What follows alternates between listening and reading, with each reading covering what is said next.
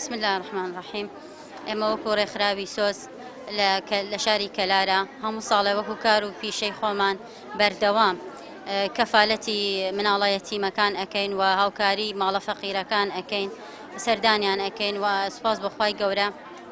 ئەم ساڵش وەکو پیشەی خۆمان هەموو ساڵێک کە جلی جەژندابینەکەین بۆ مناڵی یەتیم و هەژار، ئەم ساڵیش توانیمان 300 دەست جلی جەژن دابینکەین بۆ مناڵی فەقیر و یەتیم و 100 خێزانمان بەسەر کردوێتەوە.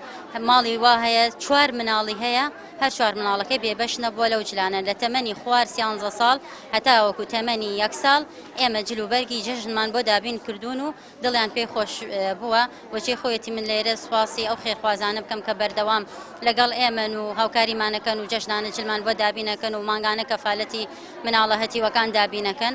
سوپاسیانەکەم و داواکەم لەخوای گەورە پاداشتی خێریان بۆ بنووسێ. کاکەگیانەوەش دەستان خۆش بێ و دەستی ئەو کەسەش خۆش بێ کە ئەم هاوکاری ئەگەیەنێتە هێمە و لە ڕۆژێکی سەختە و لە ڕۆژێکی ناڕەحەتیە و یارمەتی فەقیر و هەژار و هەتی وەدا و تەمەنهاکەم لە خوای گەورە سەرکەوتوو بێ و سەربەرز بێ و نمونەی هەر زۆر بێ و نمونەی هەر دیار بێ لە ناو خەڵکا لە ناو مسڵمانانە و داواکەم لە خوای گەورە سەربەرز و سەرفرازیکا بێوەی کە سەلامەتی بکە. دەستان خۆش بێ خواتان لێ ڕازی بێکاری زۆر چاکتان کردێ بۆ فەقیرەکان بۆ هەژارەکان بۆ هەتیوەکان. دەستان خۆش بێ ماڵتان هاواوی خواتان لێ ڕازی بێ یاخوا ئەم جەژنە دڵی هەتیوەکان فەقیرەکانتان خۆش کردە خوای گەورەتان لێ ڕازی بێ یاخوا خوای گەورە بخاتە بەر دەخێری قیامەتتان. دەستان خۆش بێ یاخوا.